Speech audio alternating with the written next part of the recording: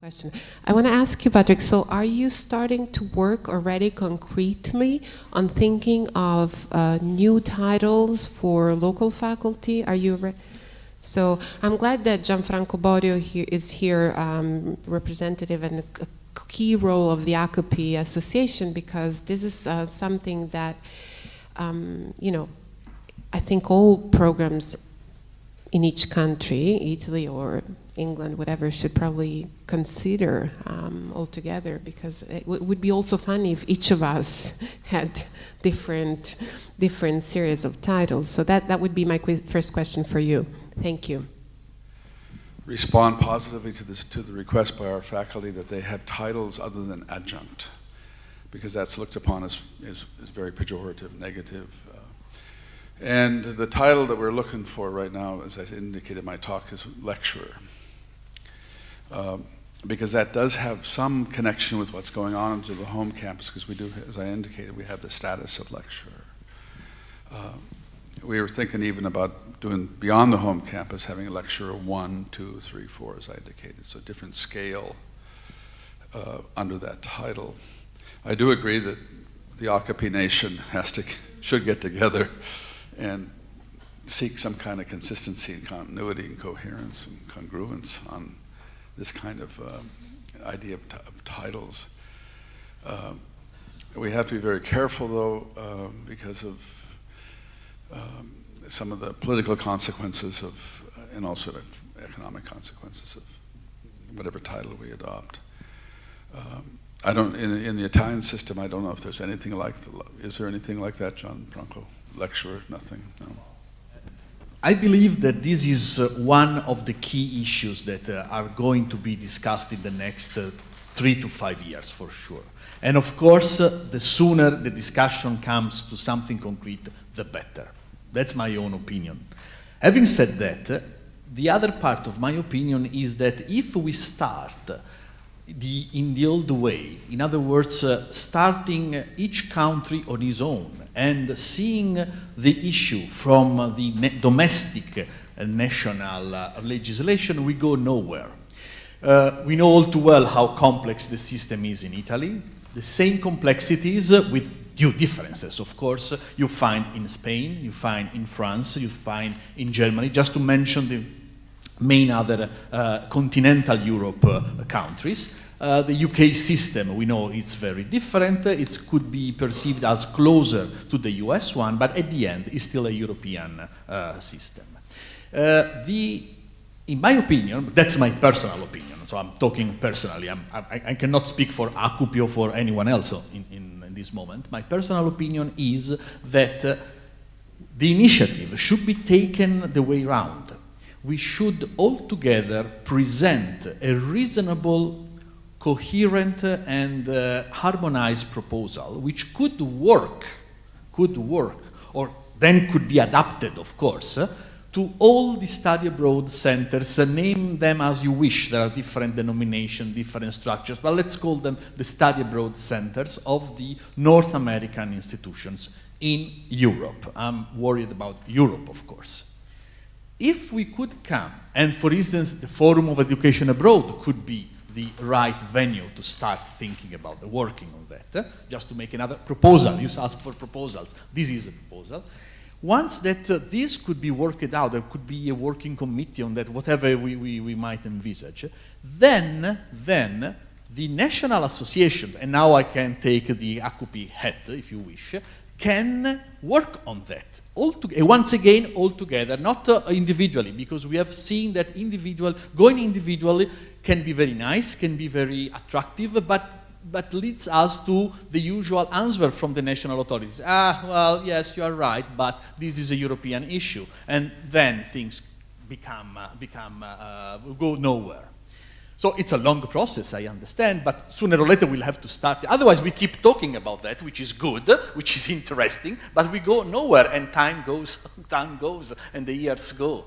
So yes, if the academic world in general could present his own ideas and proposal, and again, I come back to a personal opinion. This could be even dramatic proposal, even revolutionary proposals in a sense. Then we might come to a reasonable compromise that could satisfy both the need of the academic acknowledgement, if I can call it this way, but on the other side, put this in a coherent way and in a harmonized way with the legal intricacies that, I say very clearly, will not be cancelled only because we would like that this happens. Thank you.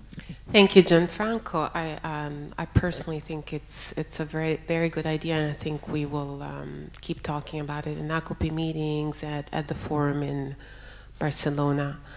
Are there other questions? Hello, I teach at Gonzaga with Patrick.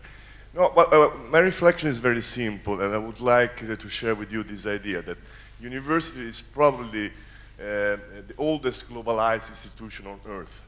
Okay, so you didn't understand? No. Okay. No. So what it means is that beyond the names, okay, that we give to I don't know, lecturer, postdoc, or whatever, there is a sort of a globalized agreement upon what people are doing at a certain point of their career. And basically it's very simple, okay? You get a PhD, okay? And there is a couple of years, 3, 4 years, no, X years, okay? Where you don't have a position, okay? Then you can call it any name you want, but it's basically the substance is the same, okay? Then at one point, you can be appointed, you have a tenure track, and you go on. So basically the systems and the names are globalized, and they have been globalized for ages. So my idea is very simple. I think there is a bifurcation, which is we either get to what already exists in a global system. There is no difference between United Kingdom, Finland, United States, Spain, because it has been like this almost from medieval times. Okay. Then, of course, if you want to, I don't know, get into like a discussion about names, difference, comma, but the substance more or less is the same. Okay. So we either get close to the system that already exists in the university, okay, which of course is more precarious, more fragile, steady position are less available. We know that. Well, we either get close to that one, or we go towards a more professional educator system. I don't see. So it means that somebody has another status. Okay. From my point of view, when I've been thinking about it, but from my point of view, the problem is that sometimes when us, the Italian faculty, we talk with the American faculty, we discover that there is I found many times that I've published much more. Okay, I mean my curriculum is thicker in many sense. So. These are the questions that I see on the table, but from my personal opinion, I don't see this fragmentation in the global education of universities. It exists. Of course, each nation has its law, but more or less the criteria is the same. After the PhD, there is a period, and then you either get a tenure or you don't. Okay, so if you don't, it's a problem, and you get into another sort of track, which is difficult. For instance, I am on one of those tracks. I teach for Gonzaga, but also for different institutions. It's feasible, but of course you'd like to improve that, and the point is how. Okay, but I would like to sweep the floor between the complexity and the national difference. University is the oldest globalized institution on earth. So more or less, beyond the names, we know what we're talking about. In the Western world. But I thought we were in the Western world. Well, we are, but when we talk about global, we don't necessarily refer to the Western world. Yes, that's the whole point. Okay, that's a good point. Okay, man, interesting. Thank you, Sasha and Patrick, both for your introductions. My name's Molly Bourne. I'm with Syracuse University in Florence, and I wondered if, Patrick, you could elaborate a little bit more about the various levels you mentioned in the possible lecturer title. Would those 1, 2, 3, whatever, would those possibly be geared to the degree one has when one's hired, to the amount of time one dedicates? What are some of the criteria? And I wondered if other people had ideas about it too, because I think it's an interesting compromise in a way that we should think about. Well, it's a bit modeled after it's analogous to the system in the United States without the titles of instructor. I mean, I started out as a lecturer in 1966. Then I went to instructor, then assistant, then associate, then full. So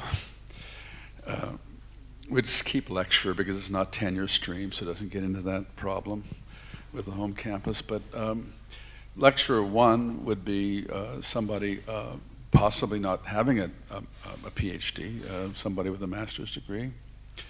I don't mean that to be a person. I don't see the laurea as equivalent to the masters, the American masters. I think it's way beyond that, but it doesn't get counted as being beyond that. But I do.